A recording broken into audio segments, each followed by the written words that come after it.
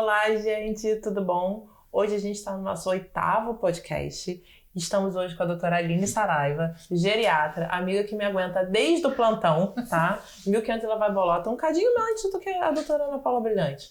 Mas ela é geriatra e eu pedi para ela vir aqui explicar pra gente um pouquinho, e eu até aprendi também quando nós devemos procurar o geriatra. Eu gosto muito de falar no dia a dia para os pacientes, as minhas pacientes mais idosas, que porque eu vou no médico, você me indica um especialista, um reumatologista, um endócrino, isso, um aquilo, e aí eu peço para ir no geriatra para dar uma organizada na casinha. Quando nós somos crianças, nós temos o pediatra, que organiza tudo e encaminha especificamente quando ele acha que precisa. Na vida do adulto jovem, os homens têm o urologista, as mulheres têm o ginecologista, mas quando a gente vai ganhando um certo tempo, uma certa idade, a gente precisa de alguém, a gente começa a precisar de vários especialistas e a gente fica quicando. E o ideal é que tenha alguém para organizar a casinha, para centralizar e ir direcionando, indicando para pessoas que ele confie, que ele consiga trocar, tá? E a doutora Aline é uma queridona que aguenta a mim, já aguentou a minha avó e aguenta várias pessoas. Hoje em dia, minha avó tá com o doutor Eduardo Portela. Eu não te convidei porque é o encontro das amigas. Não fica com ciúmes, tá bom?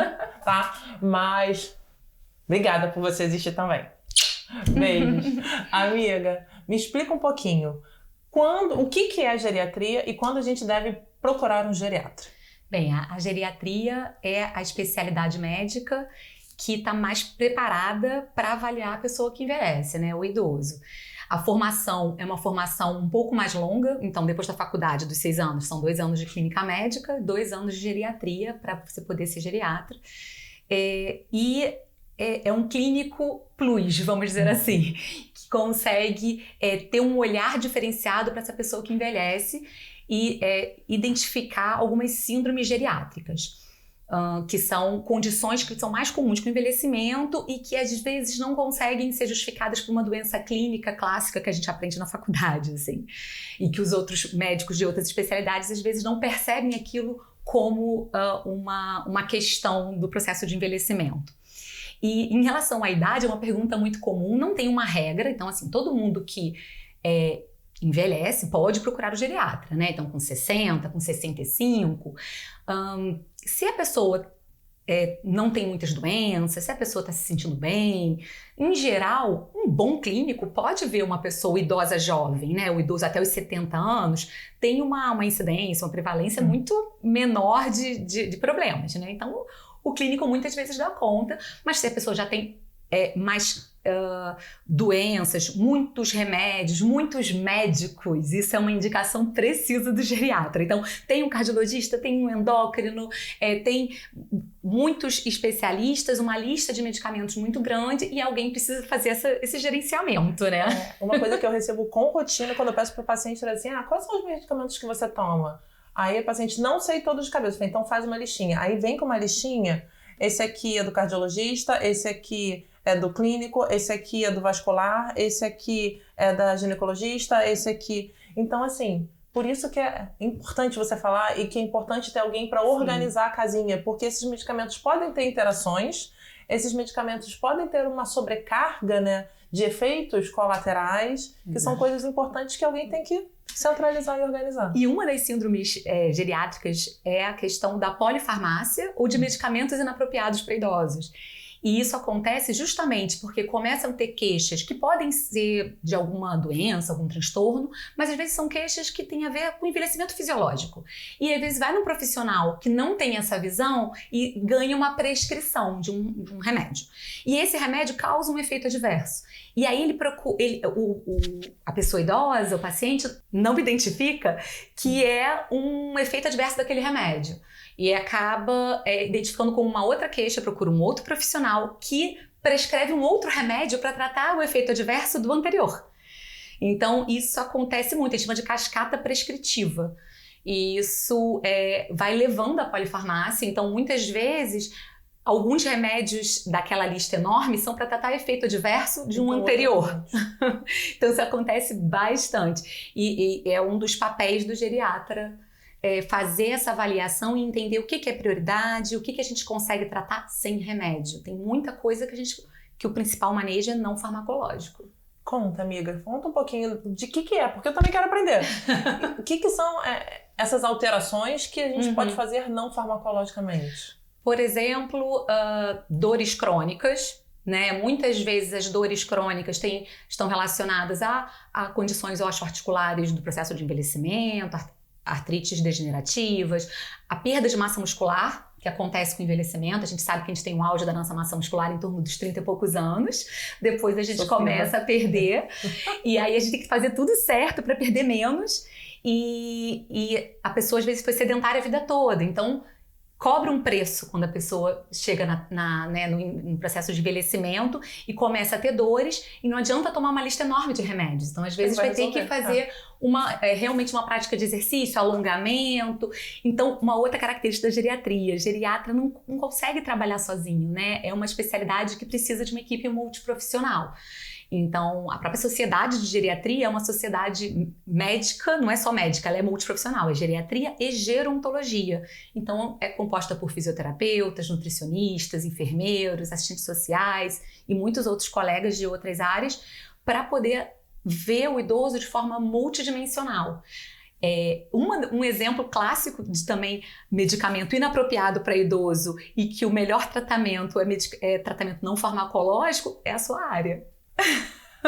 Recentemente, né, até chamei a Aline para falar que é uma coisa que a gente tem falado muito e que está em voga, são uma coisa do envelhecimento de nós mulheres as sintomas de síndrome da bexiga hiperativa, que a gente pode ter jovem por outras causas ou até idiopática quando a gente não sabe a causa, mas uma das principais causas da síndrome da bexiga hiperativa, que é a urgência, que pode estar associada ou não com a incontinência, mas na grande maioria das mulheres idosas, a gente tem essa incontinência com aumento da frequência urinária e acordar à noite para fazer xixi, é simplesmente o envelhecimento, a baixa de hormônio na mucosa da vagina, e a gente tem que avaliar outras causas. E o que a grande maioria das pessoas faz? Dá medicações antimuscarínicas para tratar os sintomas. Todavia, entretanto, porém, ela está muito associada ao aumento de incidência.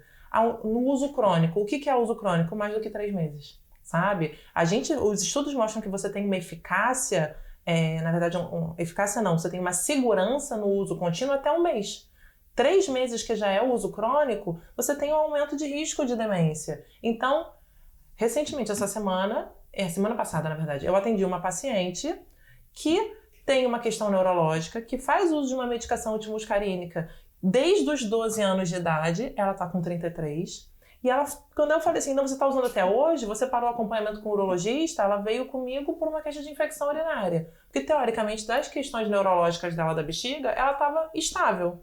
Mas ela estava usando essa medicação, e eu falei, não, você tem que parar. Você parou o acompanhamento, hoje em dia está associado a aumento de demência. E aí ela falou, por isso que eu tô me sentindo cada vez mais dependente da minha mãe. Eu não consigo lembrar de fazer as coisas, eu tenho dificuldade. E isso acontece muito no idoso. E aí não se sabe se é só pelo envelhecimento ou se é pela medicação. Pela medicação, exatamente. É uma medicação que pode causar alteração cognitiva, de raciocínio, de memória no momento do uso, né, como um efeito adverso, em que a gente suspende e recupera tudo, mas tem estudos de longo prazo que parece aumentar, que é acumulativo e aumentar o risco. Então, é claro que tem muitas dúvidas na fisiopatologia, se é isso mesmo, se a gente consegue responsabilizar o remédio como um causador, mas tem uma associação identificada nos estudos. Então, o mais seguro é a gente evitar o remédio dentro do possível, né, e fazer o outro arsenal terapêutico que a gente tem. Reposição de hormônio tópico, fisioterapia pélvica, é o que eu sempre tento explicar e orientar, que são as formas menos invasivas e a melhor forma de tratamento a longo prazo. Mas, amiga, a gente falou sobre demência. Explica um pouquinho pra gente o que é demência. O que é demência, né? Demência é um diagnóstico clínico, sindrômico, que acontece quando uma pessoa, um indivíduo, tem um declínio da capacidade cognitiva. Então, as funções cognitivas, a memória é a mais conhecida, mas tem várias outras funções. Então, memória, capacidade de linguagem, de raciocínio, de compreensão.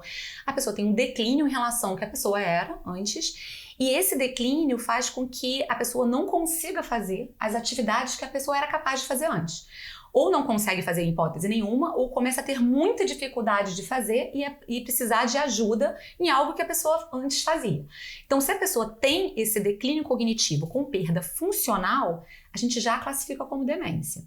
E aí tem várias causas, tem demências que são reversíveis, alterações hormonais, medicamentos que às vezes podem mimetizar uma demência e a gente tira e a pessoa melhora, sintomas depressivos, são causas reversíveis de demência. E tem as demências neurodegenerativas, que a mais famosa é o Alzheimer. E muitas vezes as pessoas perguntam, é demência ou é Alzheimer? Na verdade, Alzheimer é o tipo mais prevalente de demência neurodegenerativa não reversível. Mas tem demência vascular, de corpos de Levy, que são outras um pouco menos conhecidas, mas também que a gente vê bastante na prática.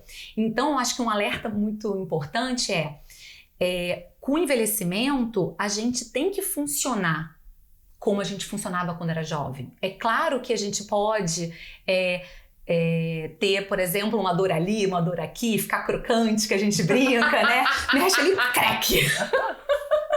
Né? Mas a gente vai conseguir se adaptar de uma determinada forma e funcionar. Então, eu vejo muitas vezes falando assim, não tá lembrando de nada, não tá conseguindo fazer, mas já tem 80 anos. Não, gente, 80 anos, se a pessoa não tá conseguindo lembrar e por isso não está conseguindo fazer as suas coisas do dia a dia, é um sinal de alerta. Tem que procurar uma avaliação médica profissional. É o mesmo pensamento, né? Que 40 anos é normal perder xixi, é normal ter bola na vagina. Tá velha? Não. Até 80 anos, não precisa ficar assim. Exatamente. Existem casos que a gente realmente não vai ter muito o que fazer por custo-benefício, por estar fazendo mais mal o efeito colateral do que trazendo benefício do que é perder xixi? Existe. E que aí a gente vai tentar fazer o menos invasivo, que volta para fisioterapia pélvica, reposição de hormônio tópico e afins. Mas a grande maioria das vezes a gente não precisa ficar assim e não achar que essas coisas são normais. Exatamente. Buscar qualidade de vida, sabe? E você falou uma coisa muito legal, de as pessoas acharem que é normal uma senhora ou um senhor de 80 anos esquecer e ter perda de funções. Eu vejo na minha casa, a minha avó tem 96 anos e ela não associa, a cabeça não associa ao corpinho, sabe? Ela quer fazer as coisas, mas ela não consegue porque o corpo realmente não responde. Mas quais são as queixas principais, o que levam as pessoas até o seu consultório se não forem encaminhadas por um outro médico? O mais comum é declínio cognitivo, é perda de memória. Eu acho que é algo que quando começa a realmente assustar a família, quando esquece coisas muito básicas. Então acho que é a principal queixa. Às vezes essa queixa ela vem disfarçada de agora a mamãe não tem interesse mais por nada. E então, na verdade, às vezes a família não identifica que é a memória, mas fala assim, poxa, mas ela não se interessa mais por nada, não faz mais nada, antes gostava de ver novela, não vê mais novela, gostava de costurar, não costura mais, e aí acham que é depressão. E aí, às vezes, até já usou alguns antidepressivos com outros profissionais, e quando a gente vai conversar, é uma perda de interesse, não porque o humor está deprimido, mas uma perda de interesse porque a capacidade cognitiva declinou e a pessoa não consegue mais dar conta daquilo. E aí perde o interesse, começou a ficar uma atividade muito difícil para a pessoa fazer.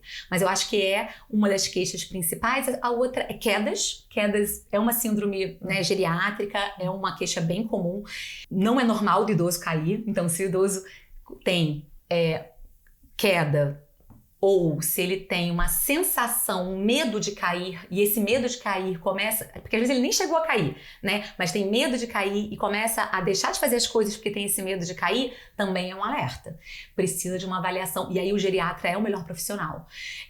Porque vai avaliar de uma forma ampla, porque queda geralmente é multifatorial. Tem a ver com a sarcopenia, né? Que eu falei, com questões osteoarticulares, mas pode ter a ver com medicamento, mais uma vez. São medicamentos que dão hipotensão postural, né, que é a pressão baixa quando a pessoa fica de pé, pode ter alguma questão cardiovascular, então é uma avaliação de muitas dimensões para a gente poder identificar por que o idoso caiu. Desde um sapato, né? Então a gente vai perguntar desde o sapato, de como é que é a casa, como foi a situação da queda.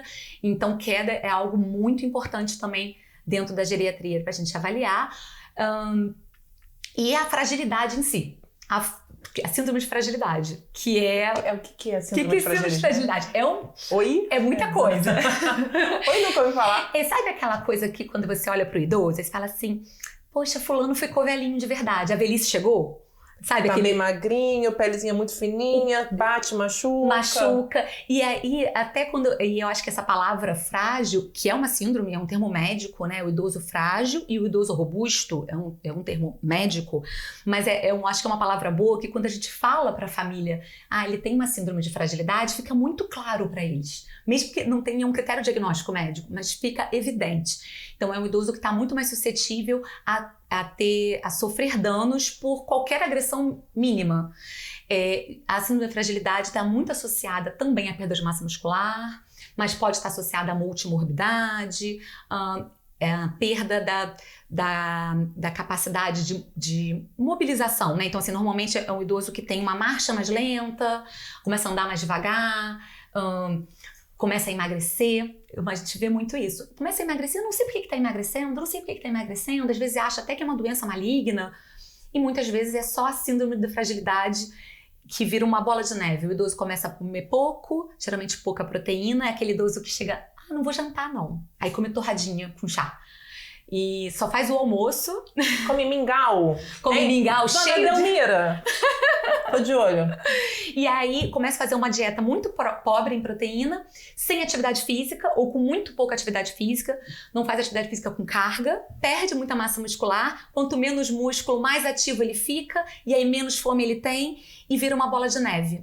Então, mais uma vez, como é importante o tratamento não farmacológico, né? Então, a gente faz um diário nutricional, vê como é que tá, o que tá errado ali, orienta muitas vezes aumento da ingestão proteica, na maioria das vezes, atividade física com carga.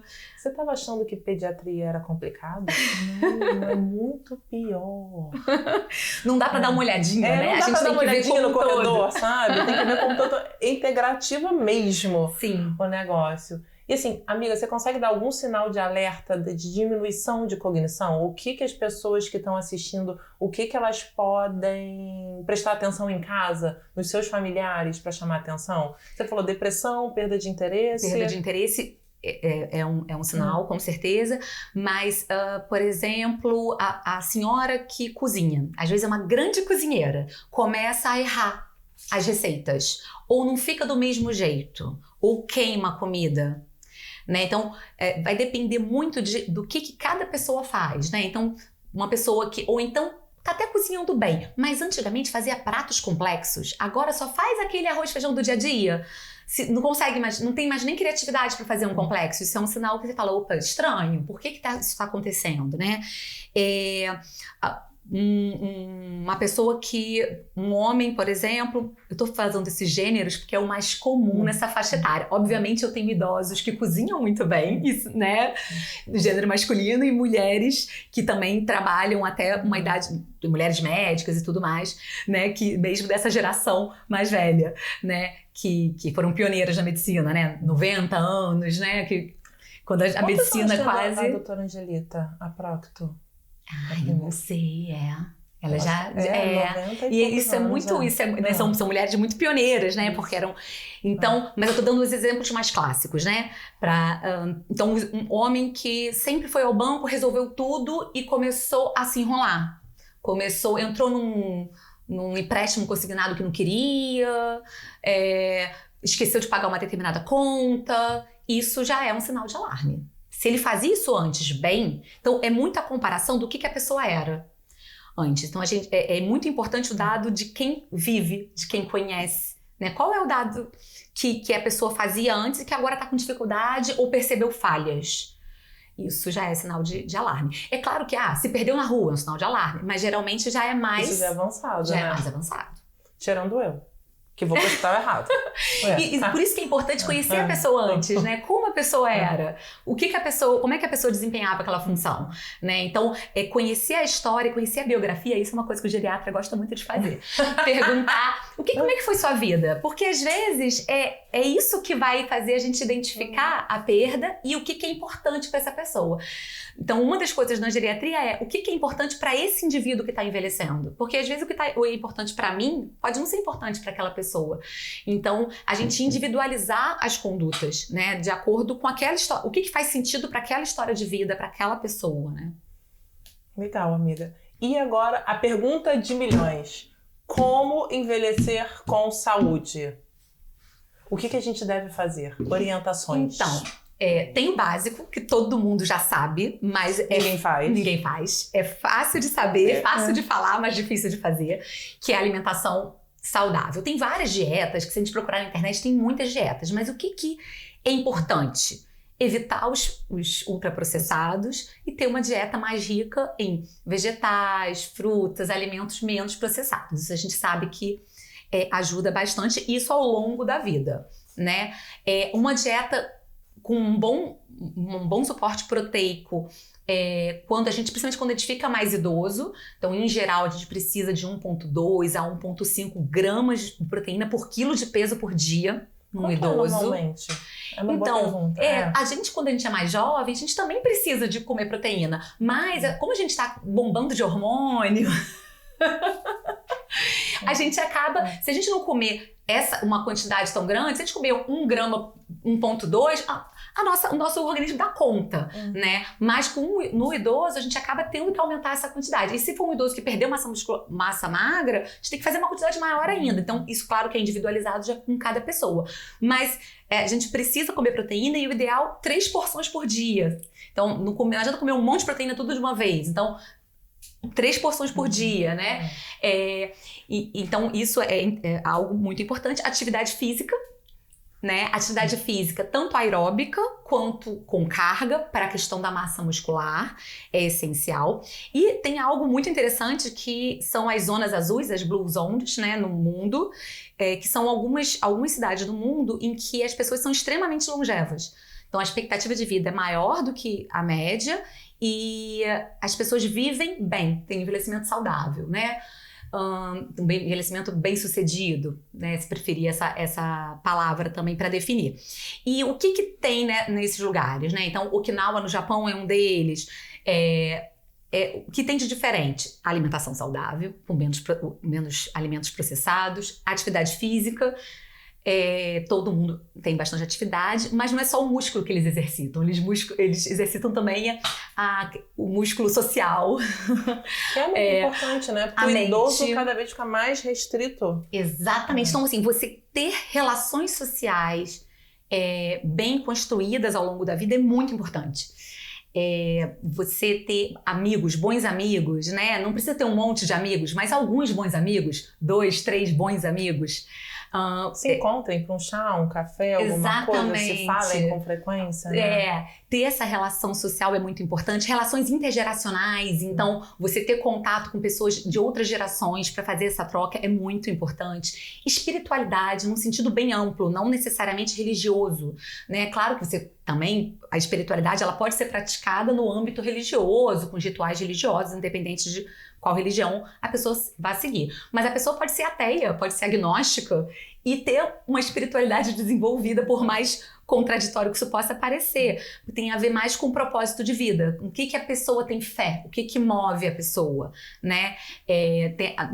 Tem uma palavra em japonês, ikigai, que significa razão de viver, né? Então, o que faz a pessoa viver? E aí pode ser a relação com o neto, pode ser cuidar dos pets, pode ser fazer jardinagem, pode ser muitas coisas, fazer caridade, trabalho voluntário, mas ter um propósito de vida. Amiga, desculpa te interromper. Dona Adelaide, tá ouvindo? Toma conta do seu neto, dos seus netos. Atividade, criar afeto, criar vínculo, tudo bem? Nada de querer parar de tomar conta de criança. Tem que ver o quanto ela tá sobrecarregada com esses netos, né? Porque também tem os avós sobrecarregados. Eu tenho 72 anos, daqui a pouco eu tenho 80 anos, eu tenho que parar de tomar conta de criança. Eu preciso viver. Falei, tá, cara, compra uma passagem, vai viajar. E aí tudo bem. Aí eu juro que eu resolvo, mas agora pra ficar em casa sozinha, você não vai ficar, você vai lá tomar conta de criança. E ser positivo, ser otimista, se preferir, né? Ou ser, como é que o Ariano Suassuna fala? Um realista esperançoso, né? Se você não quer, né? Otimista pode ser um pouco ingênuo, pode ser um pouco pueril, né? Mas ser um realista esperançoso. Então, olhar o copo meio cheio. Então, a forma positiva de ver a vida ajuda muito. Então, a gente vê que tem várias outras questões que não é só fazer exercício e comer saudável. Isso, comer saudável. Então, tem muitas questões no âmbito da saúde mental da gente, né? Então, como isso é importante? Aí, amiga, aí eu vou entrar numa seara, pedir sua opinião pessoal. Casas, comunidades para idosos, sabe? Eu sempre achei que seria muito legal colocar a minha avó por onde ela conseguiria conviver com outros idosos. Sim. Teoricamente, aí entra, né? Mas por que as pessoas são tão restritivas e olham isso com um olhar negativo, como se fosse abandonar o bom velhinho, sabe? Sim, amei a sua pergunta, Rebeca, amei. Porque é um assunto que tem muito preconceito no Brasil, na nossa cultura. É como se estivesse abandonando. Em outras culturas, na Europa, nos Estados Unidos, isso é naturalizado, né? Ninguém acha que porque um idoso foi morar numa instituição de longa permanência, o nome seria bonita, ILPI, é Instituição de Longa Permanência para Idosos, né? Para evitar a palavra asilo ou casa de repouso, né? Então esse seria o termo mais adequado, Instituição de Longa Permanência para Idosos, ILPI.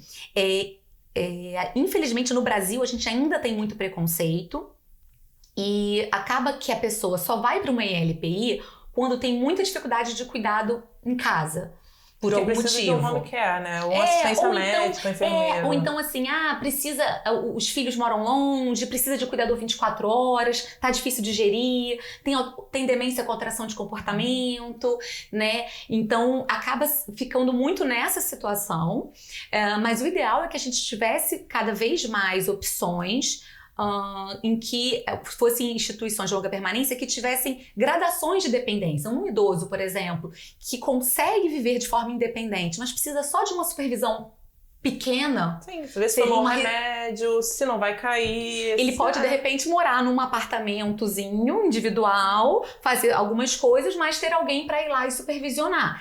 Isso, infelizmente, a gente tem muita dificuldade ainda aqui no Brasil. Porque vai ter fisioterapeuta, vai ter atividade, vai estar com outras pessoas, vai ter o horário. Se não quiser, não vai, mas assim, pelo menos você tem a possibilidade, não fica trancafiado dentro de um apartamento, dependendo de um cuidador que muitas vezes, às vezes está ali só pelo dinheiro e não está nem pelo afeto. Exatamente, mas a gente tem muita dificuldade, porque acaba que a ILPI também limita muito, controla muito, né? O horário de comer, o horário... Então esse equilíbrio a gente ainda não conseguiu atingir como outros países que têm gradações. A pessoa pode residir ter uma residência com algum tipo de assistência, né? Mas ela tem uma certa liberdade ali para fazer algumas escolhas. Aqui é meio tudo ou nada, por enquanto. Então a pessoa acaba entrando e tem muitas mais restrições, mas tem um papel importantíssimo, porque o importante é que o idoso seja bem cuidado.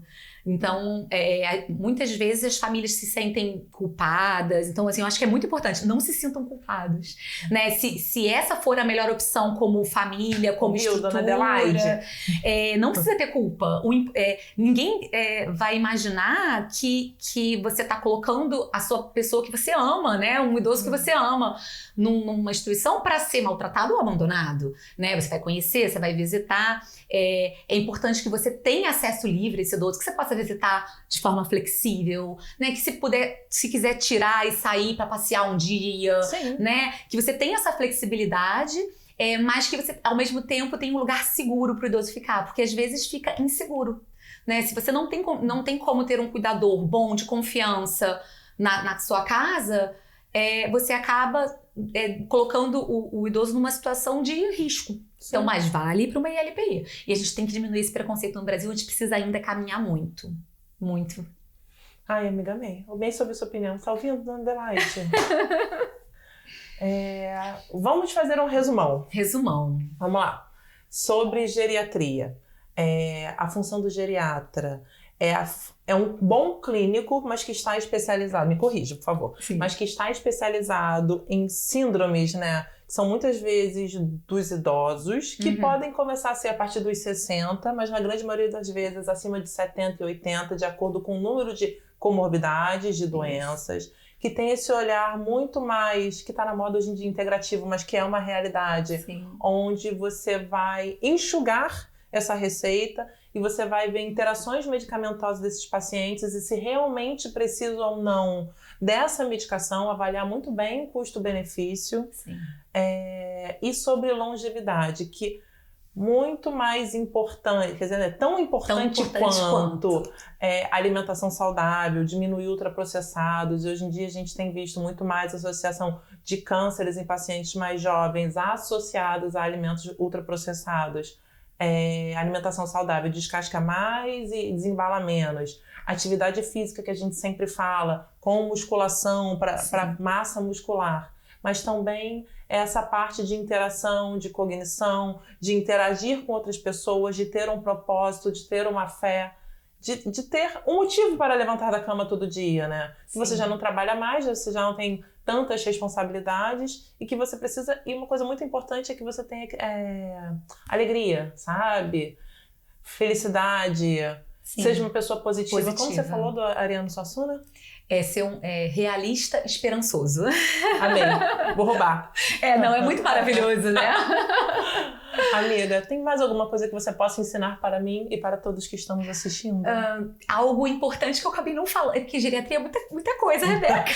Mas eu acho que mágico. Muito importante a questão da saúde muscular, que tem a ver com osso também. Então, lembrar da osteoporose, osteopenia, que vem junto, sarcopenia, osteoporose e osteopenia, muitas vezes. E das vacinas para os idosos. Muito importante também. Que a gente volta a precisar, né? Sim. A gente perde a carga. Então, existe a imunossenescência, então a imunidade, ela altera com o envelhecimento e aumenta o risco de doenças graves e de complicações dessas doenças. Então, a gente tem um planejamento vacinal específico a partir até dos 50 anos, algumas vacinas, mas a partir dos 60, outras mais, que é importante também ficar atento. Mas assim, a gente fala muito também do herpes zoster hoje em dia, que está na moda, né? Sim. Mas que é muito importante. Sim, é muito importante, porque é o vírus, né? Então, nem todo mundo sabe, né? É o vírus da catapora, que você teve a catapora lá quando você era criança, ficou escondidinho no nervo, na nossa coluna, e quando a nossa imunidade declina, ele manifesta como herpes zoster, com muita dor, e é uma dor neuropática, porque vem pelo nervo. Então, é uma dor muito intensa. Com os idosos, esse risco aumenta muito pela imunossenescência, e uma coisa muito que a gente vê na prática tava tudo indo bem, esse idoso tava fantástico, ele fazia tudo certo, ele tava fazendo alimentação saudável, atividade física, com propósito de vida, tava indo tudo bem, aí vai e faz um herpes zoster que dá uma dor, e a dor no idoso às vezes é mais prolongada, né? Às vezes é incapacitante, começa a tomar um monte de remédio para tratar da dor, aí começa a ter efeito adverso do remédio, e aí vira uma bola de neve, e às vezes ele vira frágil, um idoso que era robusto, fica frágil por causa de um herpes zoster, por exemplo. Ou por conta de uma fratura de fêmur, por exemplo. Então, assim, às vezes uma coisinha pode desequilibrar. Então, por isso que é importante ter essa visão multidimensional. Amém, amiga. Obrigada. Obrigada a você, Rebequinha. Gente, se vocês tiverem alguma dúvida, porque daqui a pouco eu vou ter mais 10, tá? Vocês podem mandar mensagem que eu peço pra Aline responder pra vocês. Respondo, com o maior prazer. Amiga, obrigada. Tchau, tchau. Beijo, gente.